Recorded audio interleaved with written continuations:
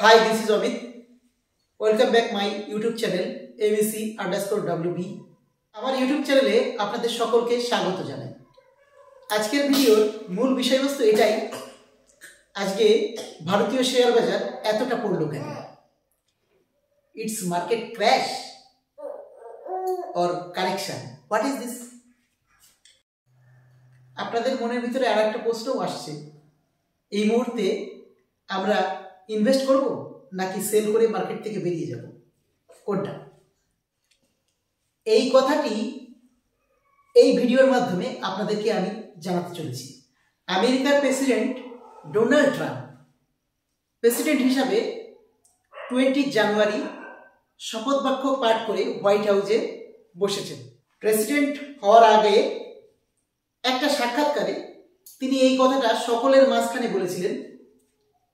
সেটা কি?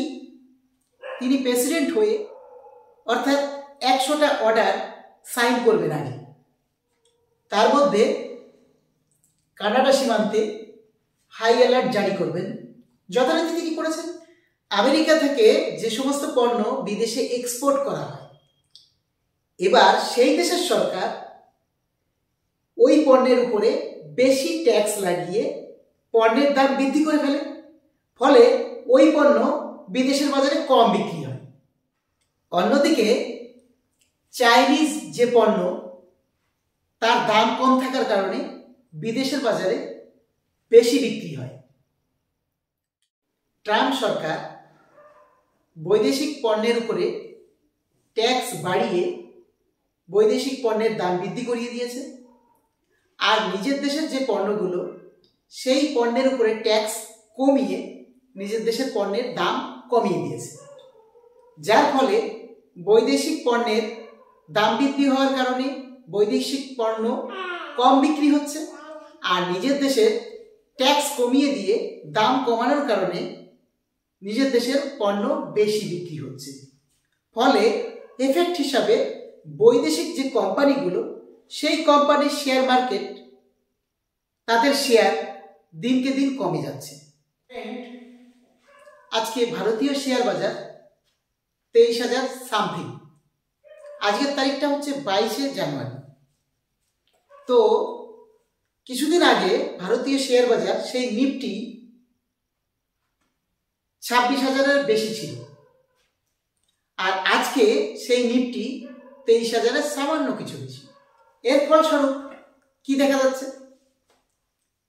ফলস্বরূপ দেখা যাচ্ছে ভারত, কানাডা, চায়না ইত্যাদি বিভিন্ন দেশের শেয়ার মার্কেট কমে যাচ্ছে এবং পড়ে যাচ্ছে।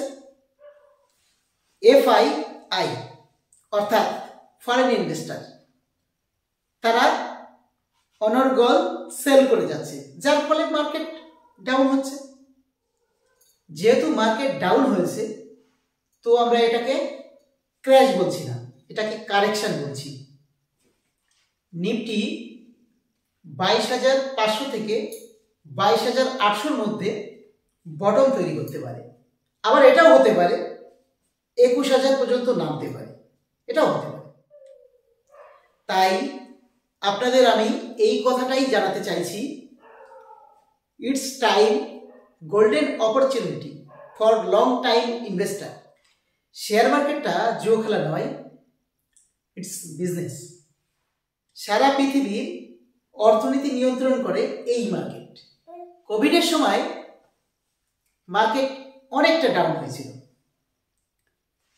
তখন যারা লং টাইম ইনভেস্টার হিসাবে ইনভেস্টমেন্ট করেছিল, যারা মার্কেট থেকে বেরিয়ে যায়নি আর কি, তারা 2023 সাল 24 সাল নাগাদ একটা ভালো অঙ্কের রিটার্ন পেয়েছে। আমি 2007 সাল থেকে এই মার্কেটে আছি। তো মার্কেট, আমার অভিজ্ঞতা দিয়ে এটাই বুঝতে পেরেছি, মার্কেট যতই ডাউন হোক না কেন, মার্কেট আলটিমেট আপেই যায়। বন্ধুরা, আমি একটা কথা বলবো, সেটা হচ্ছে আপনারা পিরামিড আকারে ইনভেস্টমেন্ট করুন। পিরামিড আকারে কিভাবে ইনভেস্টমেন্ট করতে হয় সে বিষয়ে যদি আপনারা জানতে চান, আমাদের কমেন্ট বক্সে লিখুন। যদি আপনারা জানতে চান, তাহলে আমি সেটার বিষয়ে একটা ভিডিও নতুনভাবে তৈরি করে আবার পোস্ট করব, সেই ভিডিওটা দেখে নেবেন কিভাবে পিরামিড আকারে ইনভেস্টমেন্ট করতে হয়।